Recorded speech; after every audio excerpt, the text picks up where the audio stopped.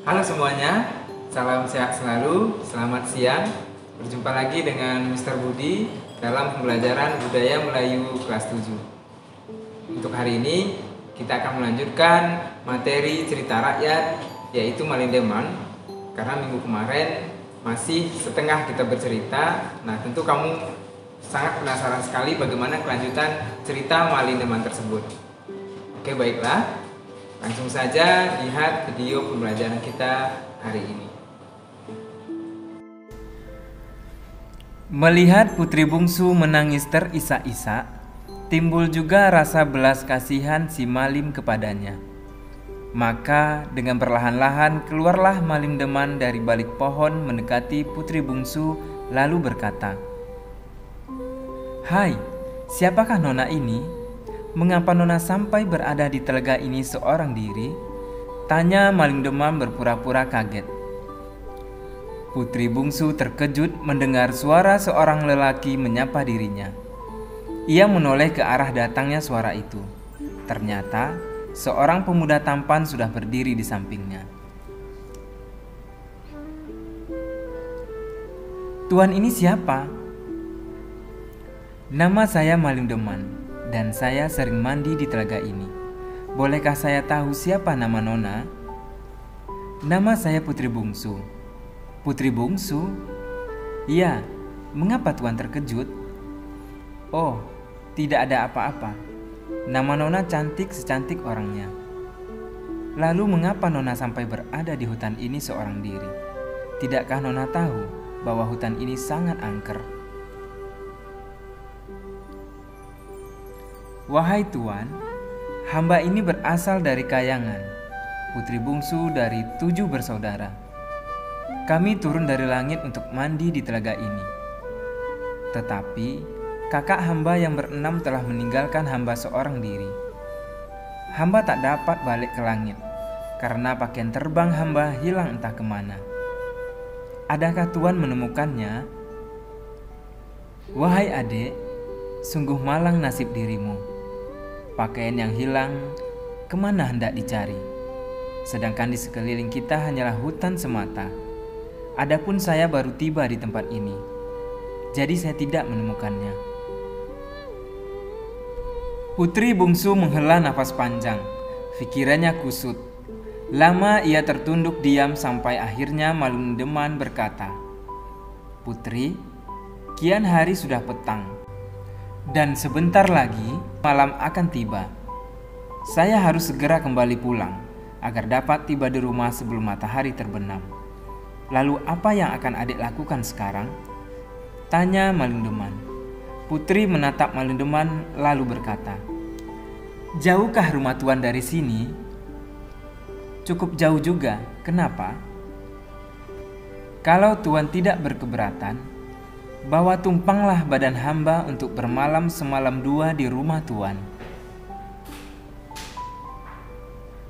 "Kalau begitu," kata adik, "pucuk dicinta ulang pun tiba. Ayolah segera berangkat selagi hari masih terang." Lalu mereka meninggalkan telaga itu untuk pulang ke rumah orang tua Malindeman. Lama berjalan, akhirnya sampailah keduanya di halaman rumah. Terkagum-kagum putri bungsu melihat keindahan rumah Malindeman. Rupanya dia anak tunggal Raja Batang Muara. Melihat Malindeman pulang, tercenganglah ibu si Malim, karena si Malim pulang membawa darah jelita cantik luar biasa. Selesai makan, berceritalah Malindeman tentang gadis yang dibawanya itu. Hibah hati ibu si Malim, sehingga terniat di hatinya hendak mengambilnya sebagai menantunya, istri buat Malindeman. Setelah maksud hati disampaikan, ternyata putri bungsu tidak menolaknya. Akhirnya, diadakanlah pesta besar-besaran selama 7 hari 7 malam. 2 tahun kemudian, lahirlah anak mereka yang pertama dan diberi nama Malindewana. Lengkap sudah rasa kebahagiaan di hati Malindeman. Tanpa terasa waktu berlalu. Sementara itu, Malin Dewana sudah semakin besar, sudah pandai merangkak, belajar duduk sendiri. Akhirnya sampailah umur Malin Dewana 2 tahun. Apa yang dapat dilemparnya, sehingga sudah banyak cawan yang pecah dan piring mangkuk yang belah. Walaupun begitu, namun tersenyum saja putri bungsu memandangnya. Tak pandai sedikit pun melarang kelakuan anaknya yang merusak itu. Akhirnya mulailah benci ibu Malin Deman kepada putri bungsu karena tak pandai mendidik anak. Sebenarnya putri bungsu sudah merasakan bahwa sang ibu membenci dirinya, tetapi disimpannya saja di dalam hati. Walaupun demikian, sudah terniat di dalam hati hendak balik ke kayangan. Akan dibawanya Malin Dewana berkumpul lagi dengan ke-6 kakaknya. Pada suatu saat, sang ibu meminta pertolongan putri bungsu untuk mencarikan kutu di kepalanya. Kesempatan itu tidak disia-siakan oleh putri bungsu.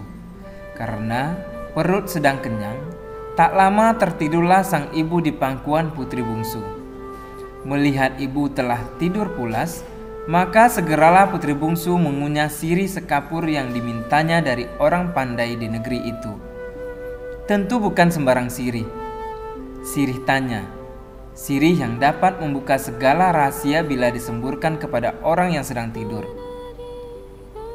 Selesai sirih dikunyah, disemburkanlah 3 kali di ubun-ubun sang ibu. Lalu bertanyalah putri bungsu dengan suara perlahan, "Wahai ibu, di manakah Tuan Malin Deman menyembunyikan baju sutra layang hamba, biar nak balik hamba ke langit?" Berkat keramat sirih tanya, maka menjawablah sang ibu dalam tidurnya, "Kalau itu yang anak tanyakan, maka di atas loteng disembunyikan Malin, dibungkus dengan kain merah kesumba, serta diikat dengan ekor kuda." Mendengar jawaban ibu, tersenyum simpul si putri. Tanpa pikir panjang, putri bungsu langsung naik ke loteng. Kain diambil segera, dipasangkan lalu disambar anaknya secepat kilat dan segera melayang ke angkasa.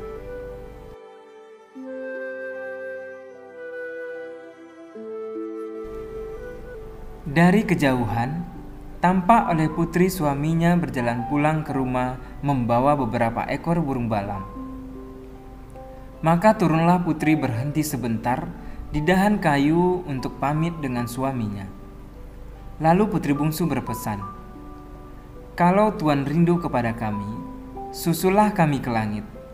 Pinjamlah kendaraan buruk kepunyaan putri Sentan Bertapis dari negeri Antah Berantah," kata putri bungsu.